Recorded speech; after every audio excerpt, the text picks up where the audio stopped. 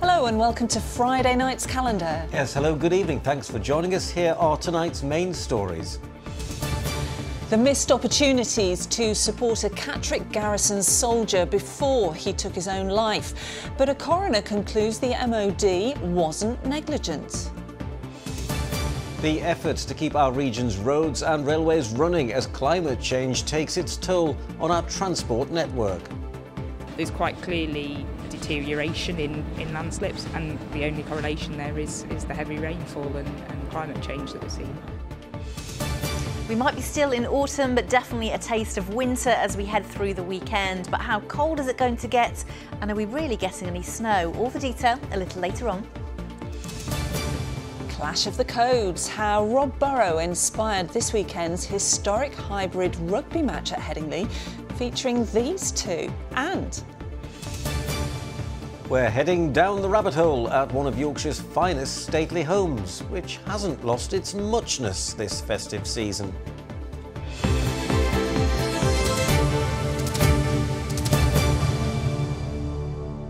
Yes, lots to come on the programme tonight, but first, a coroner has acknowledged that the Army did miss opportunities in the treatment of a soldier's mental health before he took his own life at Catterick Garrison. Nicky Hart was found dead in his barracks in 2022 after a long history of poor mental health. At the conclusion of the inquest into his death, the coroner said there were missed chances in his care, but that these didn't immediately contribute to his death. His family believe his death could have been prevented. Vicky Smith was at the coroner's court in Northallerton. Nicky's family went into this inquest wanting answers. They came out knowing there had been missed chances to help him. Too upset to speak this afternoon, their solicitor read this statement. Nicky had a significant history of mental health problems, including several suicide attempts. This was recognised too late. When Nicky made the decision to reach out for help, he did not receive it. Nicky joined the army in 2008, serving 2 tours of Afghanistan, something his family says led him to suffer with mental health problems, PTSD and alcohol abuse. On the 5th of February 2022, he was found dead, alone, in his room at Catterick Garrison after concerned friends had contacted the guard room. But the care he received behind these heavily guarded fences has been examined in open court. Over the last 2 weeks, the inquest here has been hearing evidence from Nicky's family and army representatives. Today, the coroner said that Nicky's medical history, including references to previous suicide attempts, were not immediately apparent in his medical notes.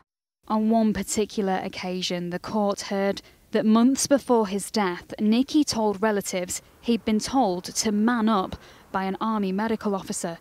However, in his earlier evidence, the colonel in question denied using that phrase. In a statement released after the hearing by Nicky's wife, she said she'd do anything to bring her husband back, and hearing the evidence for the past 2 weeks has been nothing short of traumatic. It says, "We as a family remain of the opinion had he received earlier treatment and help, his death could have been prevented." Today, the army said Nicky served his country with pride, and it's conscious of the profound effect his loss has had. While for his family walking away from the hearing, their hope now is that his memory will be honoured in a way that ensures other soldiers get the help they need. Vicky Smith, ITV News, Northallerton. In other news tonight, firefighters have been damping down a large house fire in one of the most exclusive neighbourhoods in Leeds. Teams from 6 West Yorkshire fire stations were at the scene of the blaze at an empty house on Sandymore Drive in Alwoodley last night after emergency services were called shortly after 7 p.m. An aerial unit was still damping down pockets of the fire there today. The fire service says investigations are ongoing into the cause. The Home Secretary has backed calls for police to take domestic violence more seriously following an ITV calendar investigation which uncovered 18 women in Yorkshire and Lincolnshire were killed by men known to police in the past 5 years.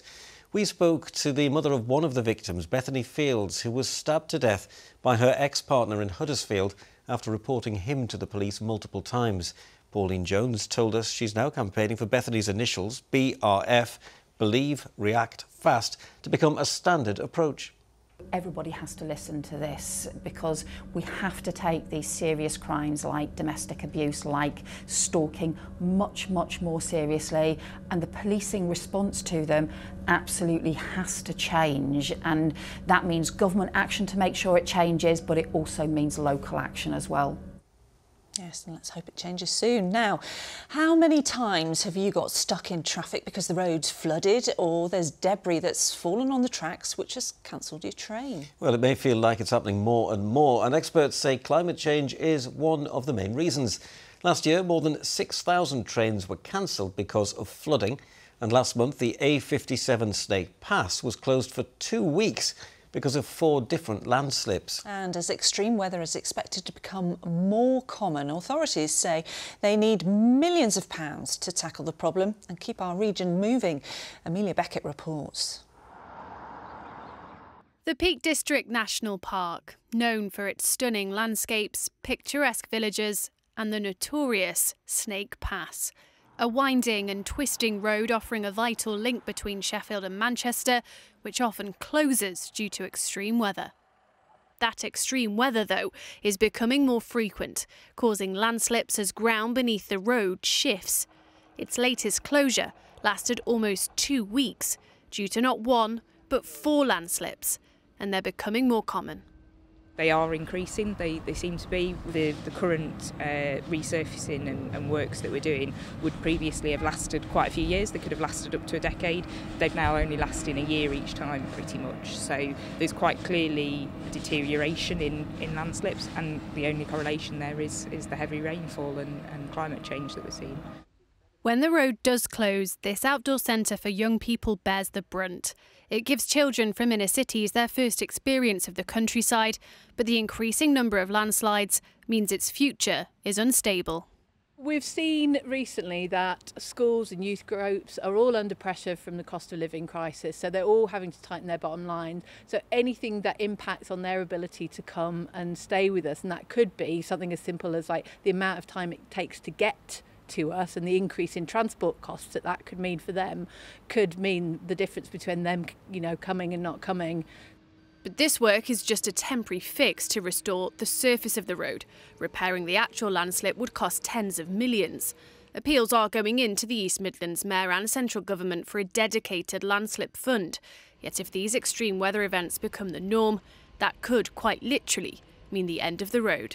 It's not unfeasible or impossible that a major landslip in this area could mean that we would have to close it until we'd got that investment to do a wider fix.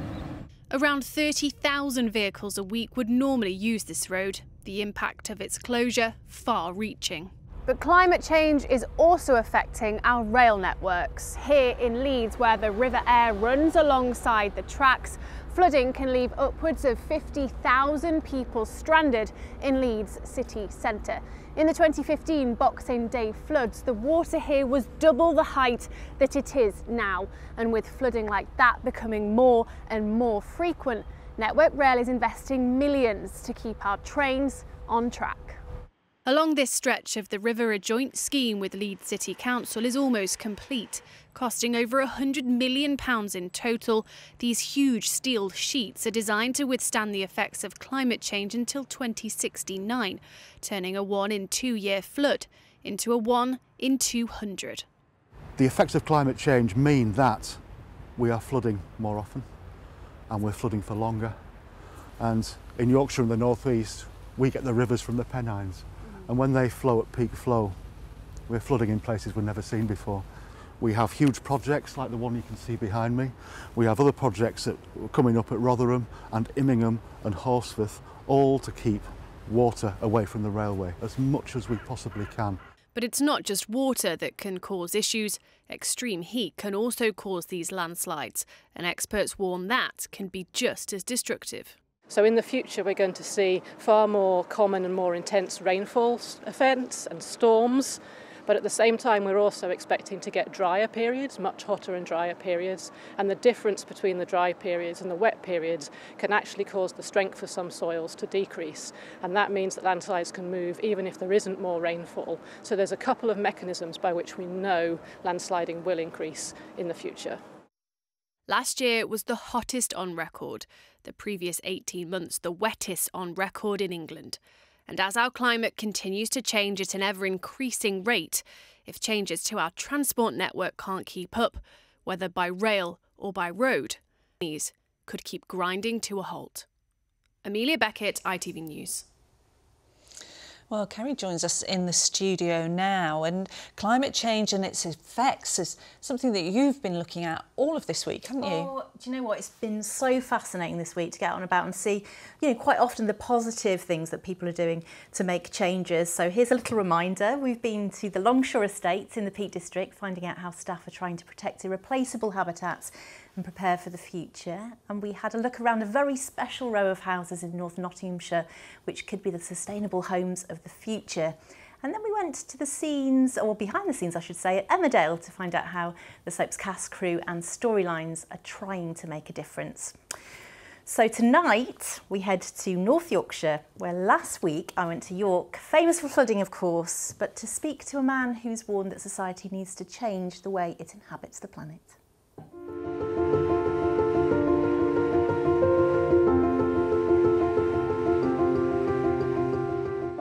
As I enter the grounds of Bishopthorpe Palace, the building's timeless grandeur blends perfectly with the natural beauty of this conservation area. Standing proud alongside the River Ouse, it has been home to the Archbishop of York since the 13th century. Today, I'm here to meet its present custodian, Stephen Cottrell. It's absolutely beautiful, calm and peaceful here. I'm sure that you take some time out to contemplate things. Have you always had a love of nature? Yes, I have a great love of trees and I try to identify them and get to know them. And I love them very much. There's a bit of ancient woodland just behind where you are, and so we're involved in massive new tree planting at the moment, which is really exciting to be part of. You're investing in the future of the planet, and you're particularly also investing in the future of people beyond you.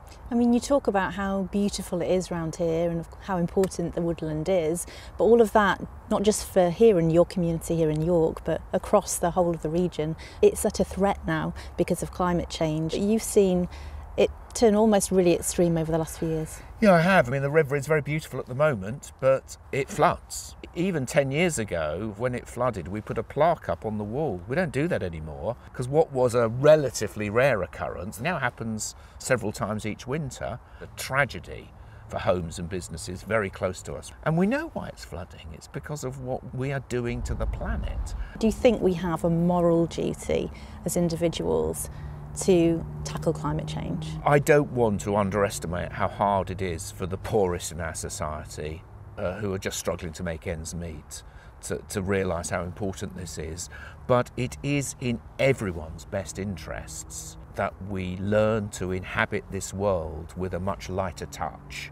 And if we do that, all of us benefit. People will rightly say, well, what are you doing about it in the Church of England? And you know, I'm pleased to say that we have set ourselves a target of becoming net carbon zero by 2030, and we are making real progress towards this. So my hope is that the whole world, at every level, and especially those with leadership and agency, will realise that this is something that we have to address. The real change needs to come in our hearts. We need to recognise that what we have done to this earth is creating problems which I see literally on my doorstep. We've seen the forest fires around the world and in our own country, and the increased flooding. You don't need to look far to see that climate change is real. It's so heartbreaking to see these world extreme weather events and what they do to communities. Does that test your faith? So no, it doesn't test my faith. It reminds me why my faith matters, because I think it's my faith that resources me to rise up to this challenge. Despite everything I've said, I remain hopeful. I think the human race has, in other times, risen to challenges. So I'm deeply hopeful that can happen again. Change can come, but it won't come unless we open our eyes to the reality of the challenge. The views of the Archbishop of York, really interesting that, wasn't it? And of course, all of your pieces can be found on our website, itv.com/calendar, Kerry. Yep, they are indeed. They're there if you've missed them or you want to watch them again. Yeah. Brilliant. You've got some weather warnings. I've got to talk about weather you? now, yeah. Back to weather. Goodbye for climate for now. Yeah, there's a cold spell coming our way. So what we do know is the cold develops through the weekend, and we're positive that it will stay with us, whether we think it's positive or not, until Thursday of next week. There is a positive. There'll be some lovely spells of sort of crisp winter sunshine almost, so plenty of blue sky. But for many of us, frost and ice, wintry hazards. S word. And the S word, there is a risk of some snow, mainly over the hills, we think. At this point, it's Monday into Tuesday, so just keep an eye on the forecast as we head into the weekend. But it was chilly last night, and the winds were calm, and the skies were clear, so just wanted to show you this beautiful footage of from one of our cameramen. Beautiful low-lying mist and fog at Ripon Cathedral. How about that? Wow, Paul Kingston getting up very nice and early to take that footage for us while we were all still probably in our pyjamas. It was absolutely beautiful. Yeah. It's something you'd see in a film, isn't it? Absolutely, yeah. It's like a different world. We'll see you later. Cool. Now, still to come before 6:30 as different rugby codes get set to collide at Headingley this weekend. We'll be joined by Danny Cipriani and Jamie Jones Buchanan and find out what's in those bags. And don't be late for this very important date. We go through the looking glass as Castle Howard transforms itself into Alice's Wonderland in time for Christmas. So, time now for a quick bit of sport.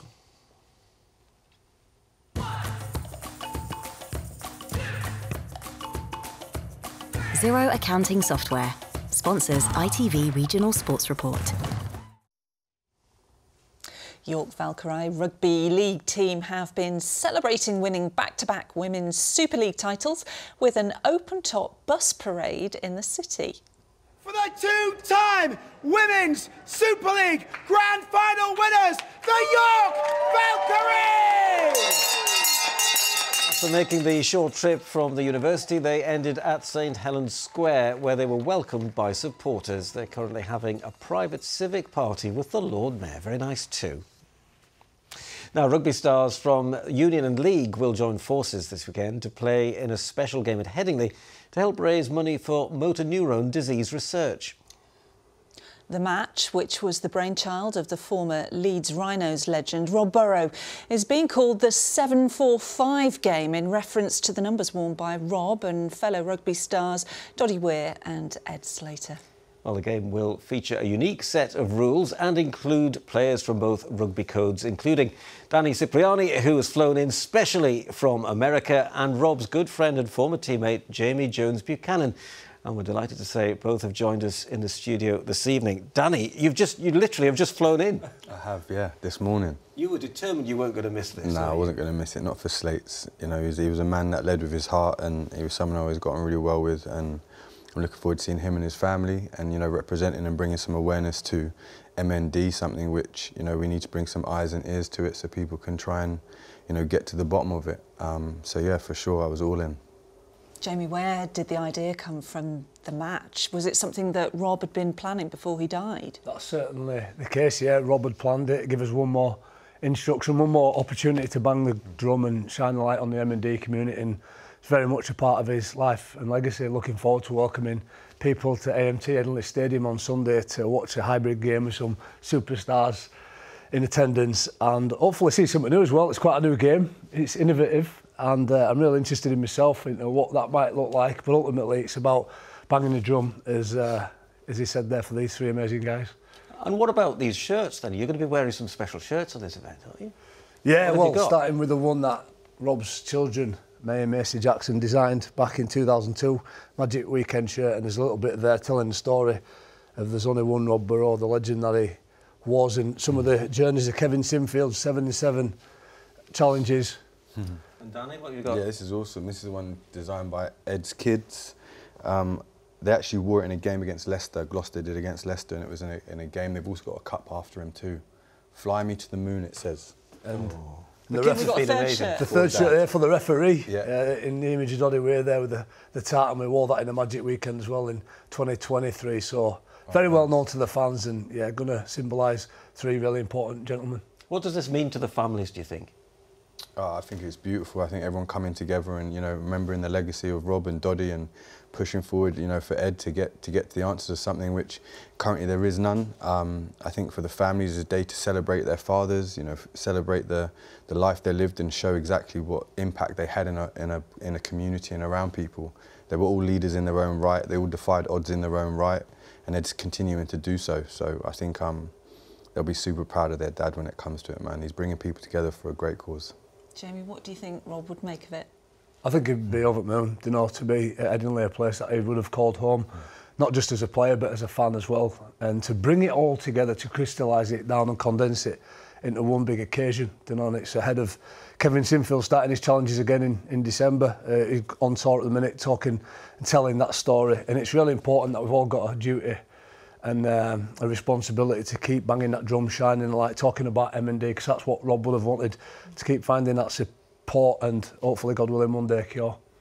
Let's hope so. Well, look, it's been brilliant for you both coming in to see us. We really wish you all the best for the weekend. I can't wait to see how this game turns out, can you? Yeah, no, I'm looking forward to it. There's still tickets available. You can turn up on the day, so come down and support. It's going to be a great occasion. Yeah, there's going to be some good rugby on show. I can promise that. It's going to be fantastic and a bit of a mash-up too, isn't it? Good luck, fellas. Thanks for coming in. Thank you.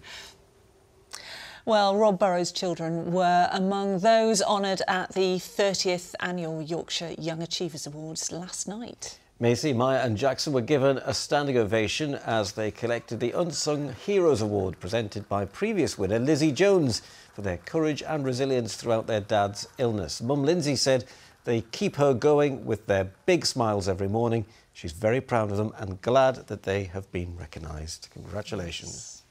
And we're glad too, aren't we? Absolutely.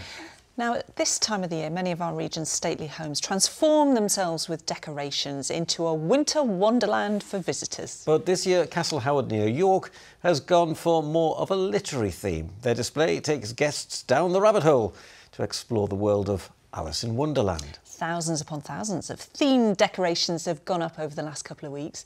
Let's take you there for a look. Now, Michael is live for us, lucky thing. It looks spectacular, Michael. Where are you? Oh, Laura, spectacular is one word, but the more you look around here, the more it gets, well, as Alice would say, curiouser and curiouser. I mean, over here, the grass has come to life and is playing a game of chess with hedgehogs and flamingos, and here we have an exploding teacup. So some really unusual stuff indeed. Abby Olive is from Castle Howard and can hopefully explain some of this. Abby, it's all go here. It is. Castle Howard has been transformed into Alice's Christmas Wonderland with theatrical installations, projections and soundscapes which really make you feel like you're inside a storybook but on a pretty epic scale. And as we can see, the tea party is in full swing. You've opened and invited the public in for the first time this morning. How did it go? We have. It's day one of our festivities here. It's gone really well. Some lovely positive feedback. The teams have done an incredible job, and it's just wonderful after all the hard work and hours of planning that go into this to throw open the doors and start the festive season. And actually, Christmas is a really important time for you, isn't it? Christmas is incredibly important. We have thousands of visitors over the course of the next few weeks. And the income that we generate during the Christmas season goes directly back into the restoration and conservation of both the house and the wider natural environment. So it's an incredibly important time of year for Castle Howard. Well, thanks so much indeed for having us. I mean, I've been lucky enough to see this place transformed over the last few weeks. I mean, the transformation has been spectacular. I was lucky enough to see behind the scenes as they pulled it all together, and the team involved is huge. There are lighting designers, projectionists, sound engineers, all sorts of people, lots of volunteers as well involved in making this happen. And the number of decorations involved is also quite spectacular. We brought in 260 crates of decorations last Sunday, 4 huge 7.5-ton vehicles from our headquarters just across the way. So a vast amount of stuff. It's something like 30,000 baubles alone before you even start talking about the props and the floristry that go into it. Well, like Queen Alice here, some of the installations are huge. The Christmas tree in the Great Hall is 27 feet. You can see loads more of the decorations and see how they pulled it all together over on the calendar section of ITVX. Now, if this hasn't got you feeling festive, Laura and Ian, and perhaps grinning like a Cheshire cat, then I don't know what will. Our own little Mad Hatter there, Michael Billington. Thank you very much indeed, Chicky Monkey, isn't it? I definitely feel Christmassy having watched that, don't you? Yeah, well, I'm getting there. You know, you keep drubbing it into me, don't you? I know. I've been to Castle Howard before at Christmas time and it's lovely, but I've never seen it looking like that. No, it looks great. What now a then, treat. Here's Kerry with the weather forecast. Good visibility on the horizon. TUI sponsors ITV Yorkshire Weather.